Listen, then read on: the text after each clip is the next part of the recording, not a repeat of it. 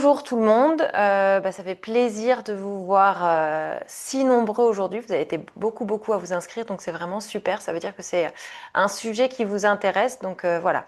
Lionel va assurer et va pouvoir vous partager ce qu'il sait sur ce sujet. Donc c'est le dernier webinaire expert de l'année. C'est le sixième.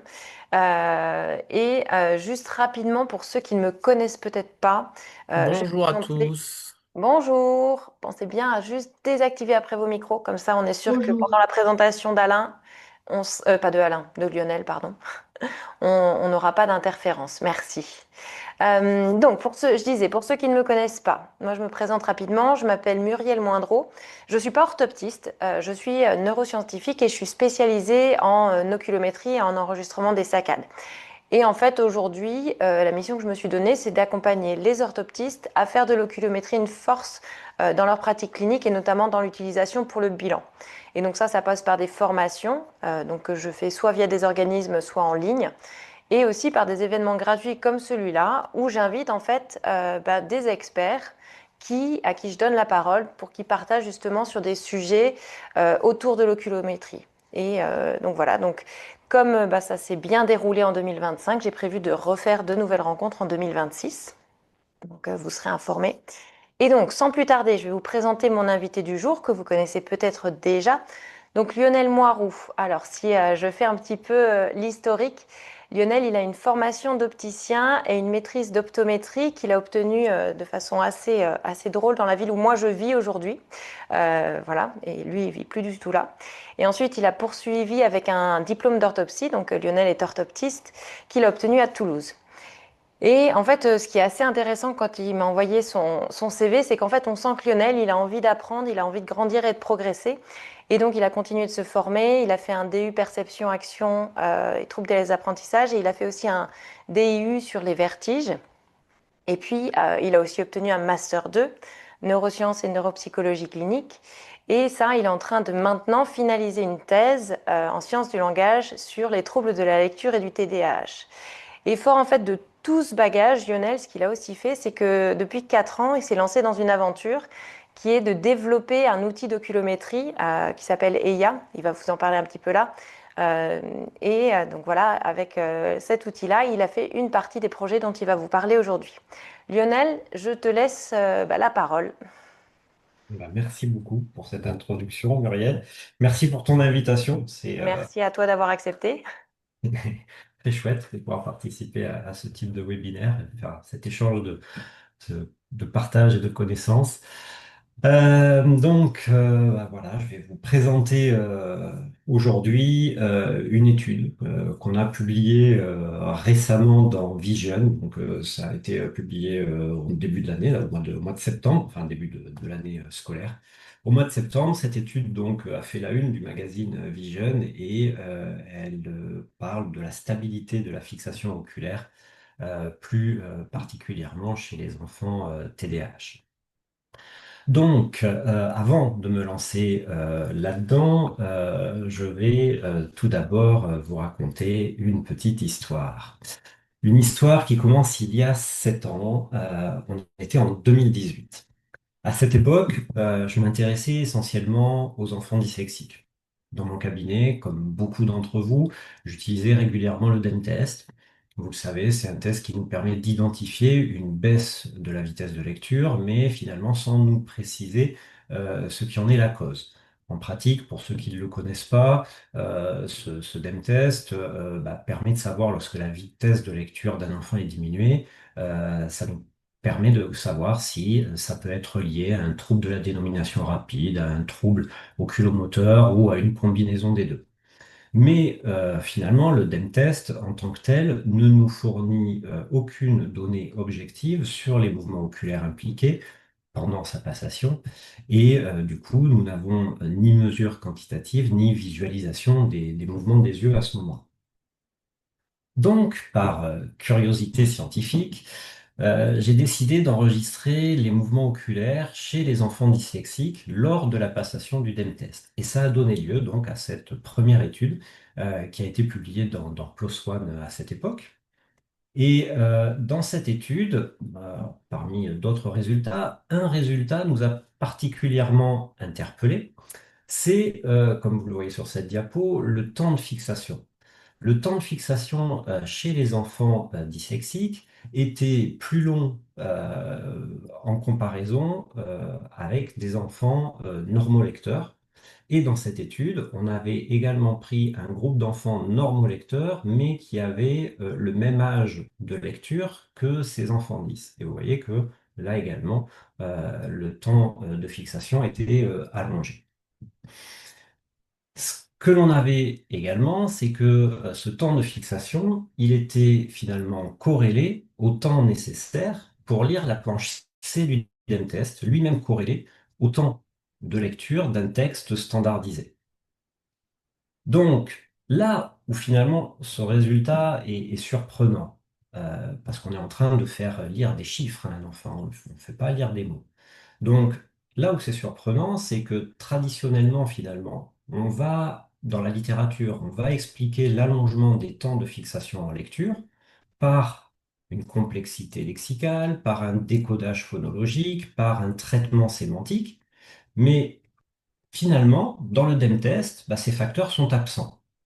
Dans notre protocole, il n'y a pas de propriété psycholinguistique des mots, il n'y a pas de fréquence lexicale, il n'y a pas de longueur orthographique, il n'y a pas d'ambiguïté sémantique, donc l'allongement des temps de fixation ne peuvent pas être attribués uniquement au traitement linguistique. Alors, on n'est pas en train de remettre en cause la théorie phonologique, loin de là, surtout pas, mais voilà, on a là quelque chose qui est très surprenant et qui permet, enfin qui mérite en tout cas qu'on s'y intéresse un peu plus.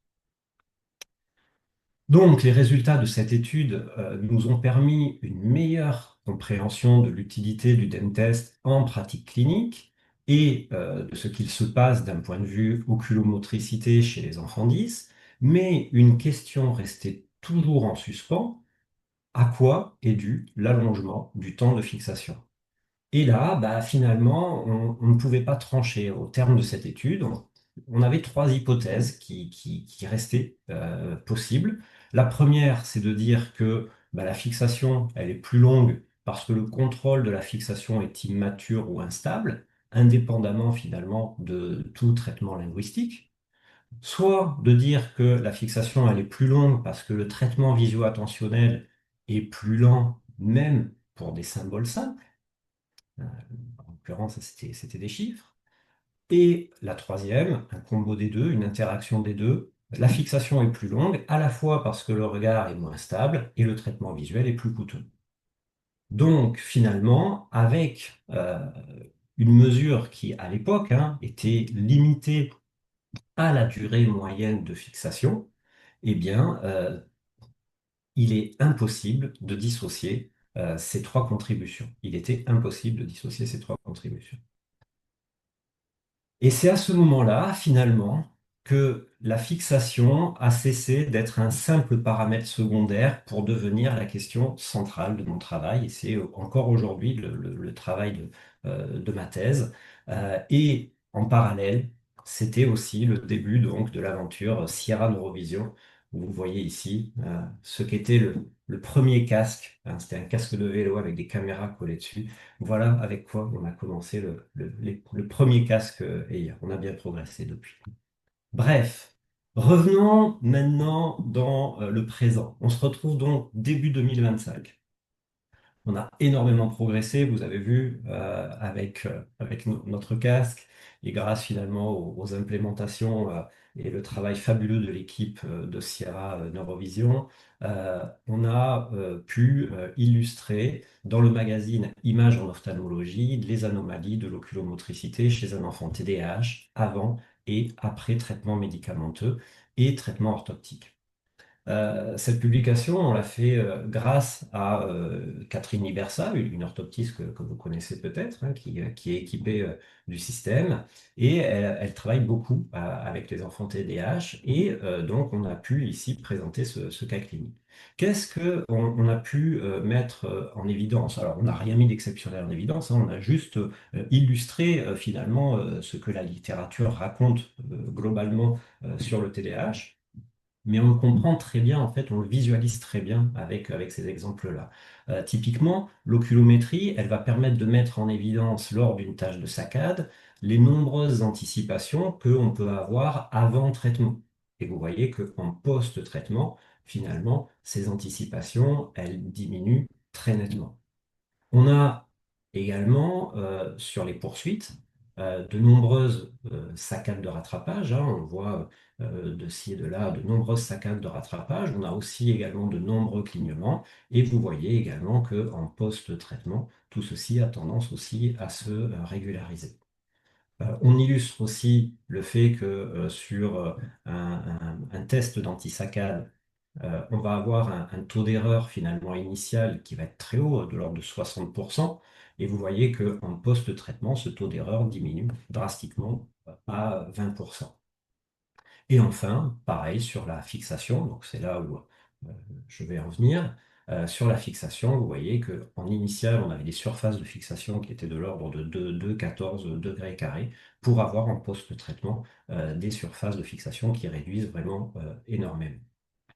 Donc ici, la nette amélioration post-traitement souligne à la fois l'efficacité combinée du méthylphénidate et de l'entraînement orthoptique qui était ciblé sur l'inhibition et l'anticipation visuelle. Mais finalement, sous ce cas clinique, se cachait déjà l'étude donc, que je vais vous présenter aujourd'hui, qui a été parue dans le magazine Vision. Donc souvenez-vous, on était en 2018. On était dans une impasse avec un angle mort méthodologique. On avait trois hypothèses, une hypothèse cognitive, oculomotrice et mixte. Et puis on avait un problème. Notre mesure, elle se limitait à la durée moyenne de fixation. Et c'est là que se situe finalement l'angle mort méthodologique, c'est que pendant longtemps, on n'avait pas l'outil qui nous permettait de quantifier objectivement la qualité spatiale de la fixation de manière continue, indépendante du langage, des seuils de détection des saccades. Aujourd'hui, finalement, grâce avec l'arrivée d'outils comme EIA et la mise en place de protocoles comme on va le voir, il devient donc possible de dépasser cette limite et d'explorer finalement la fixation non plus en termes de seulement de temps, mais aussi en termes de stabilité spatiale. Et c'est donc cette étude que je vais vous présenter maintenant. Donc, le TDAH. Le TDAH, on le sait, c'est un trouble neurodéveloppemental fréquent qui touche environ 5 à 6% des enfants.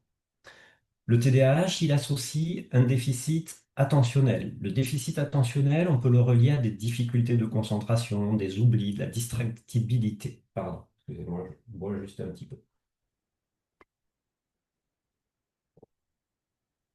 Ensuite, on a l'hyperactivité. L'hyperactivité, on peut la parier à l'agitation motrice. Et puis l'impulsivité. L'impulsivité, ça, c'est plus la difficulté finalement à inhiber des réponses habituelles. Tout ce combo va entraîner des difficultés forcément scolaires, sociales et émotionnelles.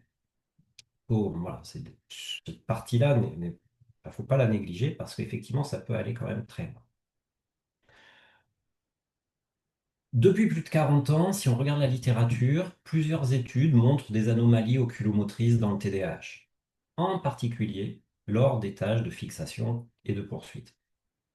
Ce qui est marquant quand on regarde un petit peu la littérature, finalement, c'est la richesse des données issues de l'oculométrie. On dispose aujourd'hui d'une véritable mine d'informations sur le contrôle attentionnel et oculomoteur. Et pourtant, en pratique orthoptique, finalement, ces données, elles sont très peu exploitées. Alors, non pas, c'est pas un manque d'intérêt de la part des orthoptistes, mais c'est simplement parce que finalement, on n'est pas équipé avec des outils d'oculométrie qui nous permettent justement de faire le lien avec ces données de la littérature. Donc, on pourrait presque dire que la recherche nous a fourni la carte, mais que jusqu'à récemment, nous n'avions pas la boussole. Et finalement, bah, c'est ce que permet l'oculométrie, c'est ce que permet EIA précisément, c'est de faire le lien entre ces données scientifiques et la pratique orthoptique. L'enjeu, finalement, il n'est pas de produire plus de données, mais c'est surtout de rendre accessible en pratique celles que la littérature met déjà à notre disposition. On a deux méta-analyses récentes qui structurent aujourd'hui la littérature. Vous pouvez aller les consulter, elles se trouvent très facilement. C'est celle de Myron qui synthétise un peu plus d'une vingtaine d'études et ces études-là, Myron, lui, il s'est intéressé aux études qui couvraient l'ensemble des tâches oculomotrices. Et puis on a celle de Chamorro, je le dis bien Chamorro, qui se focalise plus spécifiquement sur l'inhibition oculomotrice à partir, lui, d'une trentaine d'études. Donc là, l'un plus l'autre, on a à peu près une centaine d'études, une cinquantaine d'études qui ont été analysées.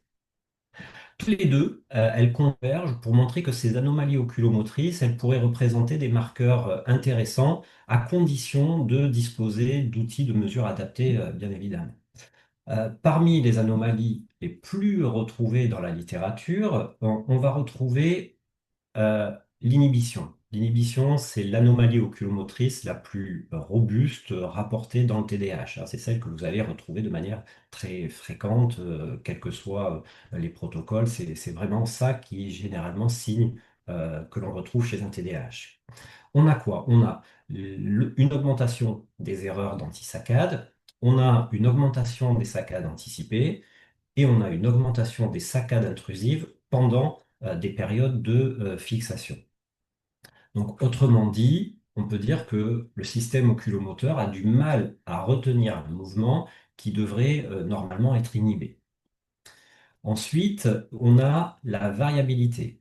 Dans la variabilité, qu'est-ce qu'on va rencontrer? On va rencontrer une variabilité accrue des latences saccadiques, une variabilité intéressée des performances et une alternance entre essais corrects et essais très perturbés. Là, le regard finalement devient un excellent révélateur de cette instabilité.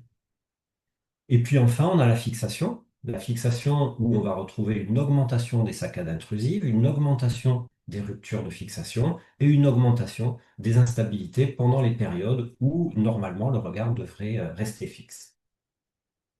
Là donc, on pourrait résumer ceci en disant que le système attentionnel finalement n'arrive pas à maintenir un état stable dans le temps. Et donc, à la lecture de ces deux méta-analyses, on pourrait dire que le TDAH finalement n'est pas un trouble du mouvement, mais plutôt un trouble du maintien d'un état stable. Dyslexie et TDAH, parce que tout à l'heure je vous ai dit, j'ai commencé par les dyslexiques, donc quel est le lien entre dyslexie et TDAH? Eh bien, tous les deux partagent finalement des vulnérabilités communes dans le contrôle attentionnel et la stabilité de fixation. Donc, la fixation, elle devient un marqueur transversal indépendant du langage. Dans les deux champs, dyslexie et TDAH, la fixation, elle est souvent décrite comme instable, plus longue, mais mesurée principalement via des durées. On va mesurer la durée de fixation chez ces enfants-là. Et puis on va aussi, comme dans le TDAH, ce qu'on retrouve beaucoup dans la littérature, c'est le comptage d'événements, c'est-à-dire on va compter le nombre de saccades faits pendant une fixation. Ce comptage de saccades pendant une tâche de fixation ou cette mesure de la durée de fixation, ce sont des marqueurs utiles, mais finalement, ils vont être assez limités parce que, en oculométrie en tout cas, ils vont dépendre beaucoup des paramètres de détection de l'algorithme. Vous savez que les algorithmes vont être réglés par rapport à des seuils, c'est-à-dire pour détecter que ce soit une saccade ou détecter que ce soit une fixation, eh bien, il va falloir rentrer des seuils pour apprendre finalement à l'algorithme à reconnaître qu'est-ce qui différencie un mouvement d'un autre. Donc, En fonction des paramètres de l'algorithme utilisé, ben, on va avoir plus ou moins une meilleure sensibilité à cette détection. Et puis, ça ne donne pas d'informations finalement sur la dispersion spatiale des fixations. Comment est-ce que finalement elles se répartissent dans l'espace. Donc, ce qui manque, c'est bien une mesure continue, spatiale, objective de la stabilité de fixation. Et donc, pour dépasser ces limites, grâce à la merveilleuse équipe de Sierra Neurovision que j'ai autour de moi, j'ai pu mettre au point le protocole suivant. L'enfant va fixer trois croix présentées successivement. Dans le même temps, on va enregistrer toutes les 8 millisecondes la position de fixation. Ça va nous permettre d'obtenir, comme vous le voyez ici, un nuage de points. Et on va appliquer un calcul statistique, on appelle la BCEA, pour Bivariate Contour Ellipse Area, vous l'avez noté là. Donc ce calcul statistique va permettre finalement de tracer une ellipse qui va englober la majorité des points de fixation. Et l'aire de cette ellipse, elle reflète la stabilité. Plus finalement cette stabilité est stable, plus elle est bonne, plus l'aire est petite, et plus forcément l'inverse, plus la fixation est instable, plus cette aire va devenir très grande. Donc c'est bien une mesure qui est objective, quantitative et robuste. La BCEA, elle va permettre de mesurer l'étendue spatiale réelle du regard pendant une fixation, indépendamment du contenu linguistique, du seuil de détection des saccades et de la stratégie du sujet. On tenait donc là une piste vraiment très très intéressante. Donc pour vérifier cela, eh bien, on a inclus 46 enfants, donc de 7 à 12 ans. On avait 22 enfants avec TDAH. Eux, ils ont été recrutés dans le service du professeur Delorme à l'hôpital Robert Debré. Et puis 24 enfants normotypiques. Alors, c'était une étude non interventionnelle. Tout ça a été validé par le comité éthique de l'INSERM. L'oculométrie a été réalisée avec notre eye tracker EIA, avec une fréquence d'acquisition de 120 Hz en tête libre. Chaque enfant devait fixer les cibles sur un écran de 16 pouces à 50 cm, comme vous pouvez le voir ici sur cette image. Et les résultats sont sans appel. Les résultats montrent bien une instabilité significative de la fixation chez les enfants TDAH, que vous voyez ici en orange, par rapport aux normotypiques que l'on voit ici en bleu. Concrètement, leur surface de fixation est plus large. On le voit bien ici hein, sur l'illustration. Et le fait qu'elle soit plus large, eh bien, ça traduit justement cette variabilité dont on a parlé chez les enfants TDAH, cette notion d'instabilité. Ok. Donc ça traduit cette variabilité accrue. Le regard va se disperser davantage autour de la cible. Et ce qui est intéressant, c'est que ce résultat persiste même en l'absence de distracteurs visuels.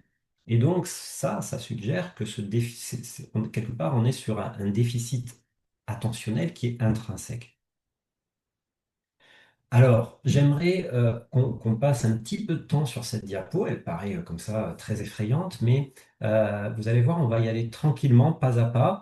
Alors, peut-être hein, dans un souci de pédagogie, je vais peut-être prendre quelques raccourcis. J'espère que les puristes ne m'en voudront pas trop, d'accord? Mais voilà, c'est pour essayer voilà, que tout le monde puisse comprendre, parce que c'est vraiment un point clé finalement et très très intéressant. Cette instabilité de fixation que l'on mesure chez TDAH, finalement, elle peut s'expliquer par une dysfonction des circuits fronto-striato-pariétaux. Un bien grand mot, mais finalement, ça résume la chose. On a le lobe frontal, le lobe pariétal et nos ganglions de la base, donc le striatum. Ok. On va y aller tranquillement. Au départ, on a une cible visuelle. D'accord? Cette cible visuelle va nous dire, tiens, il y a un événement, il va falloir que je fasse une saccade. Cette cible visuelle, via la rétine, va être transmise, hein, vous le savez, au cortex occipital. Et puis, cortex occipital, on va avoir la voie ventrale, la voie dorsale, qui va nous renseigner sur, tiens, qu'est-ce que c'est que cette cible et où est-ce qu'elle se trouve. Mais pourquoi est-ce qu'on voit? On voit pour agir sur notre environnement. Donc, à un moment donné, il va falloir prendre une décision. Qu'est-ce que je fais de cette cible? Est-ce que je vais la voir ou pas? Et c'est là où intervient finalement notre lobe frontal. D'accord? Dans le lobe frontal, on va retrouver principalement trois grandes structures qui concernent l'oculomotricité. C'est la supplementary eye field, la frontal eye field et le dorso-latéral préfrontal cortex. Celle qui m'intéresse là dans ma démonstration, c'est celle-là, la frontal eye field. La frontal eye field, c'est de là que part la programmation et le contrôle des saccades volontaires. Donc, je vois une cible. Je veux aller la voir, je décide d'aller la voir. Du coup, cette frontal eye field, enfin, les frontal eye field vont envoyer leur projection du coup vers les ganglions de la base, que vous voyez ici représentés en marron. Ces ganglions de la base vont ensuite moduler l'activité du colliculus supérieur et ce colliculus supérieur va ensuite transmettre l'information aux structures du tronc cérébral. Donc là, on a la réticulée pontique et mésencéphalique qui sont proches, vous voyez, des noyaux du 6 et du 3. La nature est bien faite, puisque ce sont grâce à ces muscles-là, grâce à ces noyaux et les nerfs oculomoteurs et les muscles oculomoteurs qui en suivent, que l'on va pouvoir faire donc générer des mouvements de saccade horizontales ou verticales. Donc là, on est dans une structure, ok, une description macroscopique des choses. Et dans ce système, les ganglions de la base, ils jouent un rôle clé en inhibant finalement les saccades réflexes. Les ganglions de la base, ils agissent comme un filtre qui vont empêcher l'apparition des mouvements oculaires non pertinents et finalement de permettre une fixation stable. Pour voir cela, on va zoomer un petit peu sur là-dessus et on va partir sur ce schéma-là. Donc, souvenez-vous, par défaut, les ganglions de la base, ils vont inhiber les mouvements oculaires. D'accord? Donc, un mouvement n'apparaît que lorsqu'une désinhibition transitoire va être produite. Regardez ici. Ici, c'est la sortie inhibitrice tonique. C'est elle, la substance noire pars reticulata, que vous voyez ici en bleu également. Donc, c'est elle qui va exercer une inhibition tonique sur le colliculus supérieur. Et on le voit ici sur ce schéma, vous voyez, on voit que le neurone, hein, l'inhibition tonique, c'est un neurone qui décharge tout le temps. D'accord? Le courant, il est branché, il circule tout le temps. Et pour qu'un mouvement soit possible, eh bien, il faut qu'il y ait une désinhibition. D'accord? Il faut que ce courant s'arrête pour pouvoir laisser passer finalement le mouvement. Du coup, tant que cette inhibition est présente, eh bien, aucun mouvement n'est possible. Tant que ça décharge, aucun mouvement ne peut être fait. Donc, la fixation, elle correspond bien à un état actif d'inhibition et non pas à une absence d'activité. Ça, c'est important à comprendre. Ensuite, bah, si je veux faire un mouvement de saccade, eh ben, je vais avoir la voie directe. La voie directe, c'est une voie GABAergique, d'accord, qui va finalement venir inhiber cette substance noire. On va avoir des inhibitions du colliculus supérieur et donc le mouvement oculaire va être possible. Donc en fait, quand je veux faire un mouvement de saccade, vous voyez, j'ai cette voie directe qui va permettre directement de venir stopper, hein, ici, désinhiber le colliculus supérieur en stoppant l'inhibition tonique de cette substance noire. Ensuite, on a la voie indirecte. Alors, la voie indirecte, elle permet plus de freiner les mouvements. Elle va stabiliser la fixation et elle empêche finalement tout ce qui est saccade réflexe. Cette voie indirecte, elle va renforcer cette inhibition. D'accord? Donc ça, c'est une sorte de barrière de sécurité, hein, qui est là pour renforcer cette inhibition au cas où il y aurait un mouvement qui serait là et que je ne voudrais pas faire, hein. Ça stabilise la fixation et ça empêche les saccades réflexes. Et puis on a cette voie hyper directe. Alors cette voie hyper directe, hein, ce circuit, bah, lui, il va induire une activation rapide de la substance noire via justement les noyaux sous-thalamiques et ça agit finalement comme un frein d'urgence très utile dans les situations de conflit ou lorsque des mouvements doivent être rapidement inhibés. D'accord? Et puis il y a mes préférés. Il y a mes préférés là, D1 et D2. Oh, pardon, D1 et D2. D1 et D2, c'est tic et tac. D'accord. Pourquoi c'est mes préférés? Parce que, en fait, vous allez vite le comprendre. En fait, c'est des neurones qui sont liés à la dopamine. La dopamine, en fait, vous connaissez, ça facilite l'activité des neurones D1 et ça inhibe l'activité des neurones D2. Donc en fait, la dopamine, elle va activer la voie directe et elle va affaiblir la voie indirecte. En gros, elle règle quand et quelle saccade est autorisée. Elle gère l'équilibre finalement entre autorisation et inhibition. Donc, si ce système dysfonctionne, on aura forcément une répercussion sur la fixation et les mouvements oculaires. Et qu'est-ce qu'on retrouve chez nos TDAH? Eh bien, on retrouve une dysrégulation dopaminergique et donc un mauvais équilibre entre D1 et D2. Et qu'est-ce que fait le méthylphénidate? On appelle ça des psychostimulants. Eh bien, les psychostimulants, ils ne vont pas agir directement sur l'oculomotricité, mais sur la modulation dopaminergique. Comment ils font ça? Ils vont rééquilibrer ces voies, hein, les voies D1 et D2, et donc ils peuvent contribuer à stabiliser le contrôle inhibiteur, ce qui peut se refléter indirectement, du coup, sur la stabilité de fixation. Et donc, la surface de fixation n'évalue pas un traitement en soi, mais elle va évaluer un comportement oculomoteur susceptible d'évoluer dans le temps. Cette BCEA, hein, cette calcul, cette surface de fixation, ne dit pas pourquoi le système est instable, mais elle montre comment cette instabilité s'exprime. C'est finalement cette BCEA un regard presque direct sur le côté attentionnel de la personne. Donc, cette instabilité de fixation, elle a des conséquences directes sur le fonctionnement visuel et cognitif. D'abord, une fixation instable, bah, ça compromet le décodage visuel qui se traduit notamment par une fluence en lecture qui va être réduite, d'accord? Fluence réduite en lecture, mais aussi en écriture. Ensuite, nos résultats montrent que la variabilité de la fixation elle est beaucoup plus marquée chez les enfants avec TDAH que chez les enfants au développement typique. Et cette différence, elle persiste même en l'absence de distracteurs visuels, ce qui soutient l'hypothèse d'un déficit attentionnel intrinsèque et non simplement d'une vulnérabilité à l'environnement.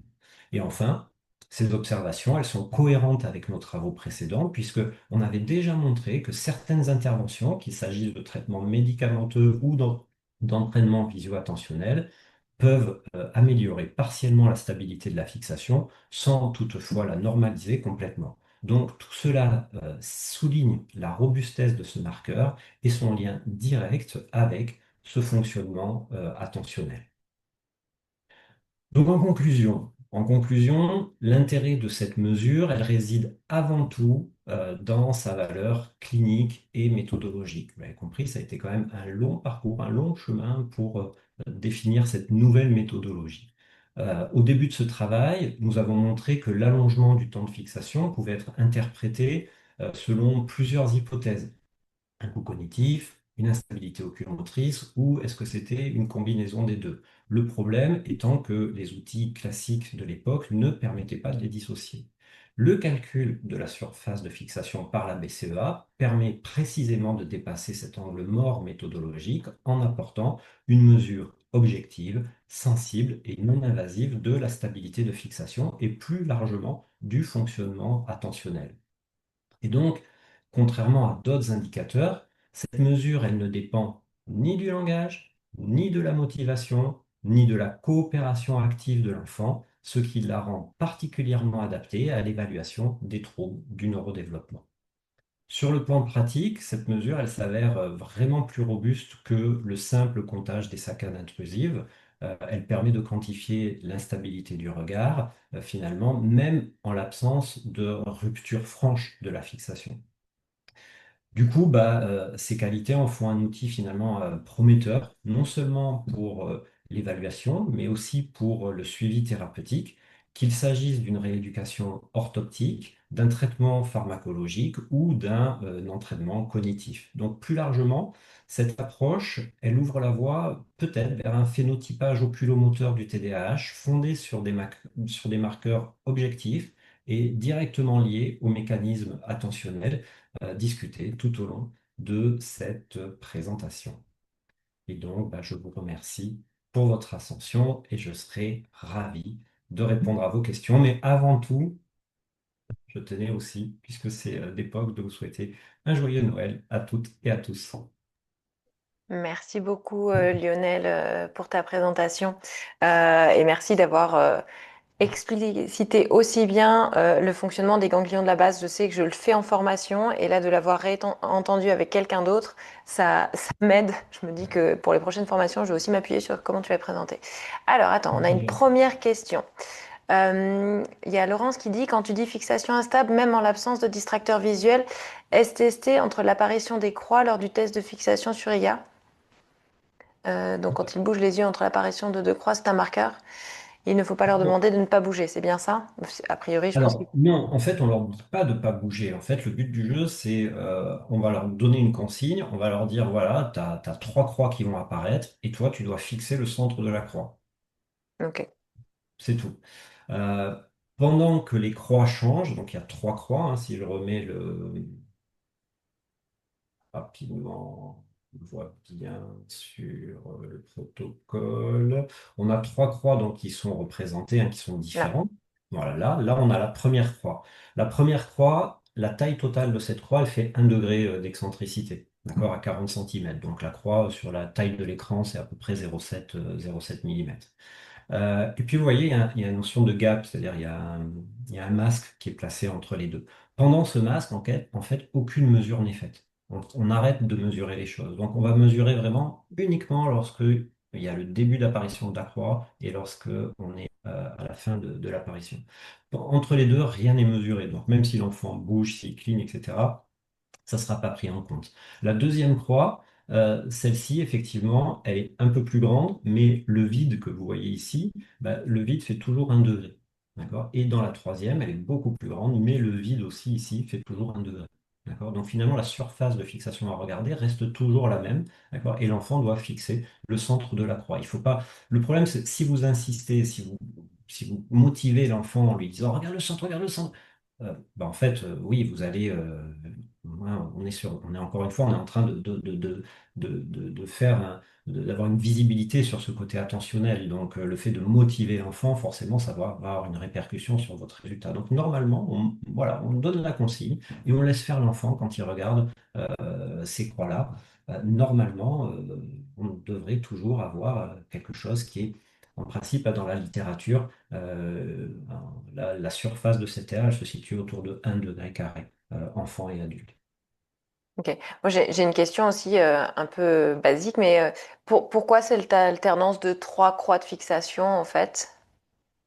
Alors, en fait, ce que je trouvais intéressant, c'est effectivement de pouvoir déjà capter l'attention sur trois moments différents. Hmm, D'accord? Et puis, finalement, on va. Alors, c'est pas, je ne sais pas si on peut appeler ça des distracteurs, parce que dans la littérature, un distracteur, c'est vraiment quelque chose qui surgit, qui en fait, apparaît. qui apparaît un peu n'importe où. Donc, on vient vraiment solliciter le côté attentionnel de l'enfant. Là, finalement, cette troisième croix, elle peut jouer finalement aussi un petit peu ce rôle de distracteur. C'est-à-dire que finalement, elle va distraire l'enfant, mais elle est présente dès le départ. D'accord? Il n'y a pas un truc qui surgit, il y a quelque chose qui est présent où l'enfant va possiblement, peut-être effectivement, aller explorer ce truc-là, tout comme il peut aller explorer finalement, sortir un petit peu ici.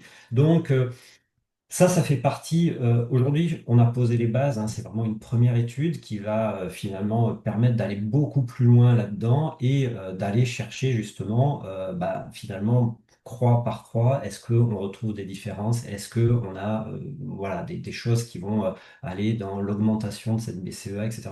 On a plein de travaux à faire qui sont engagés là-dessus. Mais en tout cas, les bases sont fixées, c'est-à-dire qu'en fait, ça fonctionne, on vient de le vérifier. C'était le résultat attendu et c'est une première étude qui pose les bases. Ok. Enfin, j'ai des questions qui arrivent. Donc il y a Laurence qui continue. Bah, donc elle te remercie de ta réponse. Elle te dit si la surface de dispersion est trop grande, est-ce qu'on peut mettre dans la conclusion que c'est un marqueur de TDAH et donc hypothèse à explorer si l'enfant n'a pas été diagnostiqué. Je peux donner ma réponse à moi et après tu poursuis. Vas-y, Ouais. c'est réponse Alors moi, délicate. pour l'instant, enfin, je vais être l'oculométrie, c'est pas encore aujourd'hui un outil de diagnostic. Par contre, il vous donne une information sur le fonctionnement attentionnel. Et donc moi, ce que j'aurais plutôt tendance à mettre, c'est hypothèse de attentionnel peut-être un peu dysfonctionnel. Voilà, sans poser une étiquette dessus, parce que tu mets pas une hypothèse. En tout cas, moi, ça me paraît de TDAH, parce que je pense qu'il y a pas mal de choses à explorer. Non, Mais par il contre, y a bien d'autres facteurs effectivement à prendre en compte. voilà. Mais Euh, par contre, une suspicion peut-être de déficit attentionnel. Après, c'est à voir aussi avec le reste du bilan, puisque tu peux faire aussi des antisaccades, justement, et de voir, tu vois, si tu as un déficit aussi aux antisaccades, tu peux avoir plusieurs arguments qui pourraient être sur une suspicion d'un dysfonctionnement attentionnel à explorer. À Voilà. explorer. C'est ça. C'est-à-dire que ça peut mettre la puce à l'oreille. Maintenant, effectivement, attention, hein, c'est pas parce que vous avez des surfaces de fixation énormes que vous avez forcément un TDAH derrière. On se rend Ouais, compte que une personne qui aurait une mauvaise acuité visuelle pourrait aussi avoir des surfaces de fixation plus grandes. ouais. D'accord. Donc c'est Donc, ça. Donc attention aux étiquettes, quoi. attention aux étiquettes, hein. Je pense que là, il faut quand même être prudent. Ça donne une mesure, ça donne effectivement un cap, un contexte, mais c'est pas ça. On est loin encore d'avoir démontré que seul ce truc-là suffit pour dire que on est en phase d'un TDAH. Et à mon avis, on le trouvera pas parce que c'est multifactoriel, Ouais, ce diagnostic. C'est pas uniquement ça, mais ouais, c'est vrai que c'est intéressant. Par contre, on a vu, hein, et la littérature l'a montré, il y a des choses qui sont très robustes d'un point de vue au niveau de la littérature, d'un point de vue anomalie oculomotrice retrouvée dans le TDAH. ouais. Il y a Diane qui demande, est-ce que tous les TDA ont une BCEA élevée, une surface de fixation élevée? Non, non, Mm. Ouais, non, ouais. non. Bah, c'est ce qu'on disait, c'est-à-dire que, en fait, et c'est ce que disent aussi les méta-analyses, hein, ce qui est, en fait, chez ces enfants, là, on a une variabilité qui est très grande. Et en fait, cette variabilité-là, hein, si je reviens sur ma diapo là, on a effectivement une variabilité intéressée des performances et puis des alternances entre je suis bien, donc il y a des moments où je vais être bien, et si je suis dans ce moment-là, bah, ma BCE, elle va être normale, et puis des moments où finalement, je vais être complètement à côté de la plaque. D'accord? Donc, attends, voilà, c'est toute la difficulté, hein, Mm. De travailler avec de l'humain. c'est ça. Et bah, juste pour poursuivre sur le sujet, donc effectivement, moi, pour la BCEA, je ne pouvais pas forcément répondre, mais j'ai vu des exemples de cas patients diagnostiqués avec TDAH pour lesquels il n'y avait pas forcément un trouble, enfin un taux d'erreur aux antisaccades augmenté. Parce qu'en fait, ils avaient quelque part appris à compenser quelque part. Et donc, par contre, ils avaient autre chose qui était chuté. Alors, il y a quelqu'un d'autre qui demande, ben, c'est Marie, qui demande le BCEA serait augmenté chez les TDAH et les dyslexiques ou uniquement chez les TDAH? Euh, C'est une bonne question. c'est une bonne question. Tout dépend de la part attentionnelle, en fait, puisqu'on sait qu'on a des comorbidités qui sont relativement fréquentes dans les TND. Si effectivement on a chez les indices un facteur attentionnel qui entre en jeu, euh, on pourrait retrouver effectivement ces BCEA avec effectivement des surfaces de fixation plus grandes. Tout à Hmm. fait. Alors, merci. Il y a Pierre-Jean qui En fait, demande. là où je voudrais insister, Vas-y, c'est que, vas-y. et je pense que c'était le ménage, la fixation, en fait, c'est pas une tâche pauvre, hein. Pendant longtemps, on a considéré la fixation comme quelque chose qui était complètement passif. En fait, tout mon travail est basé là-dessus. La fixation, c'est pas une tâche pauvre, c'est juste une tâche qui est épurée et qui va mettre à nu les mécanismes du contrôle attentionnel décrits par la littérature. Hmm. Ok, merci.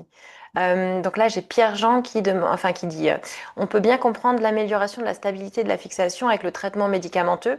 Par contre, ils ont du mal à comprendre comment une rééducation orthoptique peut améliorer la fixation dans le cas du TDAH. Eh bien, c'est une très très bonne question et c'est bien vu. Et d'ailleurs, c'est ce que je dis, c'est ce qu'on dit dans ce cas clinique. C'est-à-dire que, en fait, Là, les deux ont été menés conjointement. Donc en fait, il y a eu effectivement la mise en place du métier de Frénidate et en même temps la mise en place de la rééducation. Donc en fait, là, telle qu'elle est, cette étude, on peut absolument pas montrer l'effet de l'un, enfin, qui fait quoi là-dedans, vu que ça a été fait en même temps, on peut absolument pas le dire. Donc bonne question, mais pour le coup, je n'ai pas de réponse à la question sur précisément. Ok. Donc j'ai quelqu'un d'autre qui dit, est-ce qu'une lenteur à l'école au niveau de l'écriture pourrait être diagnostiquée avec de l'oculométrie dans le cadre d'un dépistage de TDA?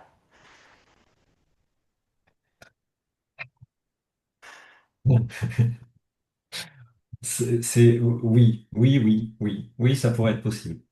C'est-à-dire, vas-y, si tu peux préciser. Bah, en Oui. fait, des travaux sont menés aujourd'hui avec notamment l'ENS de Lyon pour effectivement aller aussi dans ce sens-là. Voilà. C'est-à-dire, est-ce qu'il y aurait un lien entre lenteur en écriture, pardon, d'ailleurs, je sais pas si j'ai Bah, dit lecture. en fait, c'est tout le. Alors, pour le coup, c'est pas moi qui mène ces travaux-là et ces études-là, mais effectivement, c'est tout le but de leur recherche d'aller justement voir un petit peu ce qui se passe chez les sujets dyslexiques au niveau de l'écriture. Aujourd'hui, on s'est beaucoup focalisé sur le regard, voir un petit peu maintenant, de coupler un petit peu les deux et voir si effectivement on retrouve aussi des choses en écriture. Là. Voilà, c'est des choses, des travaux qui sont en cours avec l'ENS de Lyon. Euh, Ok. mais voilà, là pour le Pour coup, l'instant, t'as pas la réponse je encore. dirige, non, non, je dirige pas du tout ces études-là, je m'en occupe pas du tout. Donc voilà, on aura des réponses, mais pas tout de suite. Pas encore. Sur ta figure de tout à l'heure, là, quand tu montrais le protocole et aussi la surface de fixation, on voyait effectivement que la surface de fixation était excentrée. Donc là, j'ai deux personnes qui me demandent pourquoi c'était excentré sur cette représentation-là. Purement pédagogique, D'accord. d'accord? Donc, C'est toi qui l'as fait. ouais, d'accord. Ok. Pour montrer qu'il fixe à côté. C'est ça. Ça c'est purement pédagogique, c'est une image complètement reconstituée, hein, d'accord? Pareil, hein, l'ellipse, hein, c'est moi qui l'ai tracé, donc ça c'est du PowerPoint. Ça, par contre, c'est des vraies images. Ouais.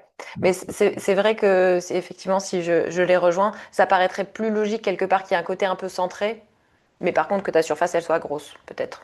Oui, oui, oui, Voilà. oui, oui, oui, oui, je pourrais changer cette image-là, pas de souci, je vais en Ah, tenir. ouais. Alors, il y a Delphine qui dit qu'elle note dans ses bilans le BCE à mesurer est 2 et elle donne la taille. Ce résultat traduit une instabilité modérée du regard, compatible avec une dysrégulation attentionnelle visuelle telle qu'observée dans les profils TDAH. L'instabilité est présente même en l'absence de distracteurs. Bah, en fait, oui, c'était juste. Et après, donc, elle précise, cette mesure constitue un outil d'orientation diagnostique et ne permet pas à elle seule de poser un diagnostic. Et que l'interprétation doit être placée dans un contexte clinique global. Je pense que c'est effectivement c'est cette idée de parler, voilà, peut-être un début. L'orthoptiste ne posera pas de diagnostic, hein. On est bien clair là-dessus, hein. Par contre, avec ce type d'outil, il va apporter des éléments pour justement que les personnes, les neuropédiatres, puissent justement prendre en compte ces éléments-là pour eux, derrière, avec la multitude des autres bilans qui seront demandés, vont poser le diagnostic. Mm, ça marche. Alors, j'ai Grégoire qui dit, sachant que la poursuite, c'est une fixation en mouvement, est-ce qu'il n'est pas possible de confronter le constat de l'instabilité de fixation dans la BCEA avec une poursuite désorganisée? Vas-y, répète. La poursuite, c'est une fixation. Est-ce que là, les exercices de fixation que tu proposes, moi, j'appelle ça quelque part de la fixation statique. Et la poursuite, c'est une fixation en mouvement. Est-ce qu'il y a possible de faire une espèce de confrontation, Alors, de attention. confronter le constat de l'instabilité de la fixation dans la Oui. BCEA avec une poursuite désorganisée? Alors, ce qu'on observe ça c'était pareil, hein, c'est les méta-analyses qui ont mis ça en évidence, c'est ce que j'ai appelé là, et dans la littérature, on retrouve ça sous le nom de catch-up saccades, donc des saccades de rattrapage. On en voit quelques-unes ici. Et ça, effectivement, on retrouve ça chez le TDAH, ouais, c'est l'espèce de saccade ici, il quitte la cible, il revient dessus. Donc ça, oui, effectivement, euh, c'est c'est pas très robuste pour le coup au niveau de la poursuite. Hein, si je me fais référence aux méta-analyses, il y a beaucoup plus robuste que ça pour effectivement aller sur les anomalies du TPH. Dans la poursuite, il peut y avoir ces ketchup saccades. On le retrouve, on le retrouve. Ouais. Mais Maintenant, attention, la poursuite n'est pas une fixation en mouvement. tu t'essayes quand même de fixer une cible quelque part. C'est pour ça que moi je l'appelle une fixation en mouvement aussi. Oui, mais attention, c'est-à-dire que les circuits corticales sont complètement différents. Oui, on est bien d'accord que on n'est pas sur les mêmes mécanismes. Et C'est donc ça ça. pourrait aussi expliquer pourquoi tu n'as pas les mêmes atteintes sur la fixation entre guillemets simple et cette C'est ça. fixation en mouvement de poursuite qui en fait Voilà, fait fonctionner d'autres structures. exactement. Pierre-Jean demande quels exercices sont recommandés pour rééduquer la fixation. Quel exercice de rééducation? Alors, je dirais que alors, pour moi, la fixation, elle, elle part de très loin. C'est quelque chose finalement hein, qui s'ancre de manière assez profonde et assez tôt dans le développement. Là-dessus, moi j'aime bien tout ce qui est finalement rééducation motrice, rééducation globale. Avant des choses vraiment de se dire on va rééduquer la fixation, j'aime bien aller sur des choses beaucoup plus globales. Pour ça, il y a une formation qui existe là-dessus. On en parle pendant à peu près une bonne heure. Donc je vais peut-être pas développer tout ça ici, mais oui, je trouve que d'aller travailler finalement de la motricité globale avant d'aller chercher de la motricité fine peut être très intéressant justement pour aller prendre euh, en soin cette fixation. Ok, merci beaucoup. Mais Écoute, je vais pas détailler, enfin, ce serait trop long d'aller détailler exercice par exercice, une méthode de rééducation, etc. Donc, ça serait trop long de répondre là. Par contre, je veux bien en discuter après en privé ouais. avec la personne qui pose la Bah, question. c'est Et, Pierre-Jean que tu avais vu au Luxembourg. ok. Ah bah oui, ok. Donc bah oui, écoute, on peut en Ouais, discuter quand tu veux là-dessus. Euh, Il y a pas mal de choses à faire là-dessus. ouais. Et alors, moi j'ai toujours un challenge parce que pour l'instant il n'y a plus de questions, donc j'en fais une à moi et puis après on va s'arrêter. Euh, tu vois, entre l'inhibition quelque part des ganglions de la base et l'inhibition du cortex dorsolatéral préfrontal, Ouais. enfin, est-ce que tu fais un parallèle un peu avec les deux? Parce que tu vois, tu le disais, les ganglions de la base, ils sont aussi là pour bloquer ce qui n'est pas désiré, donc quelque part des mouvements un peu réactifs dont Mm. on ne voudrait pas. Mais c'est vrai qu'on dit souvent quand même que l'inhibition dans la tâche d'antisaccade, elle est plus au Oui. niveau du cortex Oui. préfrontal dorsolatéral. Est-ce qu'au final, c'est un peu les deux, mon capitaine? Mais ceci étant dit, dans le Parkinson idiopathique, t'as pas forcément une grosse atteinte des antisaccades. Par contre, tu as des difficultés d'initiation. Ouais. J'aime Voilà. bien la notion de filtre, en fait. Tu vois, ce mot de filtre dans Ouais. les millions de la base, je trouve ça assez, le mot assez juste, quoi, finalement. Ils vont distiller, en fait, de l'information, mais après, comme j'ai dit, hein, j'ai pris des raccourcis peut-être un peu trop directs parce que bah, forcément, on est dans quelque chose de beaucoup plus complexe que ça. Là, je n'ai parlé en plus que de ce qui se passe ici au niveau de la Mm. fixation, mais après, il y a aussi tout ce qui se passe au niveau du colliculus supérieur, avec notamment les neurones omniposes, etc. Ouais. Tout ça, là, je l'ai passé sous silence, mais il y a quand même deux étages hein, au niveau de la fixation. Il y a ce premier étage-là au niveau central, et puis le deuxième étage plus au niveau du tronc cérébral. Mais effectivement, oui, celui qui décide, c'est lui. Je pense que c'est comme ça que tout le monde le présente. Hein. C'est quand même le centre qui va nous faire prendre une décision et décider de je fais l'action ou je la fais pas. Ok. Euh, voilà. Euh, lui va intégrer ce que lui décide et lui est plus là pour faire une planification temporelle et organiser des séquences, hein, surtout des séquences basées sur la mémoire. C'est intéressant la supplementary I feel parce que c'est finalement c'est peut-être elle qui entre en jeu, notamment quand on fait des mouvements en lecture, qui va permettre de mémoriser une certaine manière de faire, de manière de bouger les yeux, hein, cette espèce de pattern de lecture. Voilà. Ok, merci, merci pour ta réponse. Alors, j'ai Pierre-Jean qui dit qu'effectivement, lui et l'équipe du CDV, ils n'ont pas le temps aujourd'hui, mais ils aimeraient bien effectivement rediscuter avec toi. Donc, je vous remets en contact si Ça marche. besoin. Ouais. Et puis, bah, je pense qu'on va s'arrêter là. Donc, merci Lionel, voilà, de nous avoir fait un peu le point sur les atteintes dans le TDAH, nous rappeler bah, les déficits au niveau des antisaccades, cette variabilité qu'on peut retrouver justement, un essai qui se passe bien, un essai moins bien, une variabilité des latences, et puis cette illustration de l'intérêt de cette surface de fixation et que cette fixation qui est instable et que là maintenant avec cet indice-là, bah, on peut le caractériser. Merci d'avoir accepté d'être le dernier de l'année. Il y a eu beaucoup de Merci monde à toi. présent. Voilà, merci à tous ceux qui étaient là aujourd'hui. Oui, il y aura un replay. Vous aurez le mail. Bah, je vais essayer de le mettre en ligne cet après-midi, donc vous aurez le replay rapidement. Et puis, bah, passez voilà de très belles fêtes de fin d'année. Et puis, bah, on va se retrouver en 2026 pour la suite de nos aventures.